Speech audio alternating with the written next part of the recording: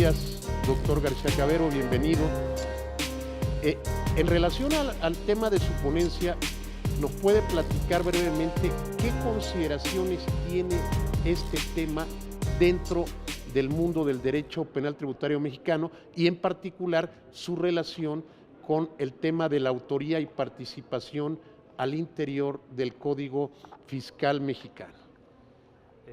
Bueno, muchas gracias. Yo podría sintetizar mi intervención el día de hoy bajo un criterio muy claro. Y es que en los últimos tiempos se ha desarrollado claramente la afirmación de que los directivos tienen una posición de garantía y por lo tanto eso lo harían responsable por los distintos delitos que se pueden cometer desde la empresa, incluido los delitos tributarios y de manera además muy específica. Sin embargo, si uno ve un poco cómo ha ido desarrollándose la teoría de la posición de garantía, que además veo que está reconocida expresamente en la regulación mexicana, en el Código Fiscal de la Federación, uno puede darse cuenta que de alguna forma esta interpretación de la posición de garantía deviene en una responsabilidad por el estatus. Es decir, que prácticamente una persona al ser director y cometerse un delito en el ámbito de la empresa, el solo hecho de tener esa posición de director, de asignársele además ciertos deberes de control generales, sin mayor especificación, hacen que finalmente los terminen responsabilizando penalmente. Y yo creo que eso es un error, porque yo creo que eso finalmente nos conduce a una responsabilidad por el estatus, a una responsabilidad por hechos de terceros, y por lo tanto lo que tendríamos que hacer en estos casos es tratar de delimitar mucho más cuáles son los ámbitos que el directivo, o los ámbitos por los cuales el directivo dentro de la empresa tendría que responsabilizarse.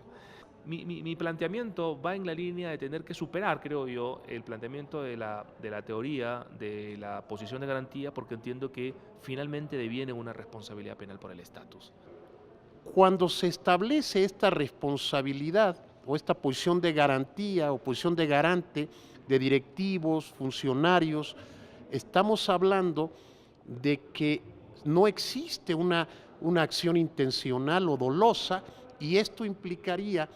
que esta responsabilidad o este incumplimiento de un deber de cuidado al interior de las organizaciones deviene a que tienen ahora forzosamente en relación a esto a generar sus planes de prevención de delitos empresariales o lo que conocemos como el compliance penal. ¿Qué nos puede decir al respecto sabiendo que usted tiene obra publicada al respecto?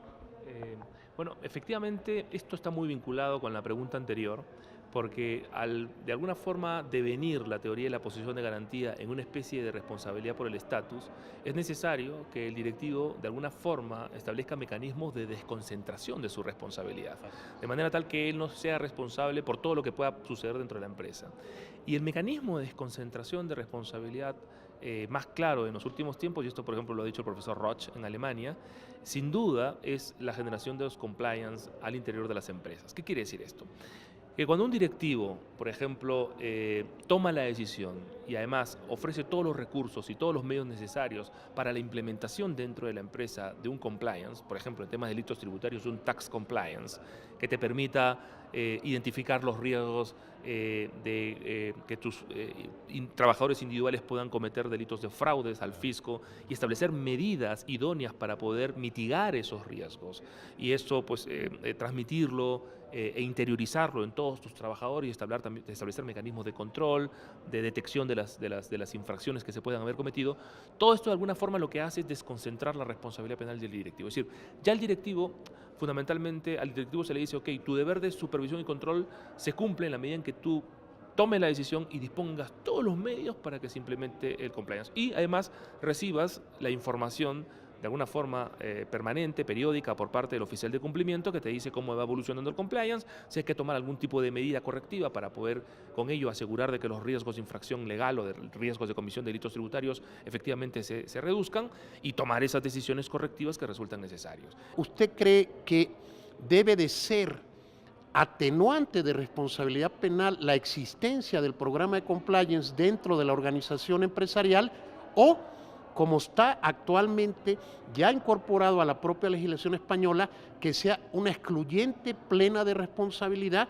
el hecho de que exista un programa de prevención de delitos empresariales eficiente, real, cierto y que se lleve a cabo con toda diligencia dentro de la empresa. ¿Cuál es su opinión al respecto? Yo creo que la implementación o la adopción por parte de una empresa de un sistema de cumplimiento normativo puede ser ambas cosas. Puede ser tanto una causa de exclusión de la responsabilidad como una causa de atenuación de la responsabilidad. Ahora, la pregunta que tendríamos que hacernos es cuándo es lo uno y cuándo es lo otro. Correcto. Y en ese sentido yo creo que, por lo que incluso he señalado en la respuesta anterior, la implementación de un sistema de cumplimiento normativo idóneo, que además rija realmente en la empresa, debe excluir la responsabilidad penal de la persona jurídica. Porque ella está haciendo lo razonablemente posible para tratar de poder mitigar los riesgos de infracción penal, de infracción legal. Por el contrario, cuando no existe un sistema de cumplimiento normativo o ese sistema de cumplimiento normativo no es idóneo, no es adecuado, no reúne los requisitos mínimos, entonces en esos casos el hecho de que con posterioridad al delito la empresa decida adoptar un sistema de cumplimiento normativo idóneo o en todo caso reforzar aquel que tuvo y que era deficiente, entonces eso evidentemente es un elemento que tendría que considerarse en términos de atenuación de la pena. ¿Qué le han parecido su participación y la de todos los demás exponentes en esta segunda Jornada Internacional de Derecho Penal Tributario? ¿Y qué recomendaría usted a todos aquellos amigos que en este momento nos están viendo respecto a los trabajos hasta aquí desarrollados? Bueno, yo solamente tengo comentarios absolutamente positivos. Le felicito además por este notable emprendimiento. Yo me quedé mucho con una idea que usted digamos, expuso y mencionó en sus palabras inaugurales, y es que realmente en las universidades, en las academias, en todos los centros de estudios del derecho, y específicamente el derecho penal tributario está bastante olvidado. Y yo creo que un evento como el que usted ha organizado, y además ya en segundas jornadas, definitivamente nos va a permitir meternos en un área del derecho que ha sido como obviada, y donde además creo que es importante destacar el tema de la multidisciplinariedad,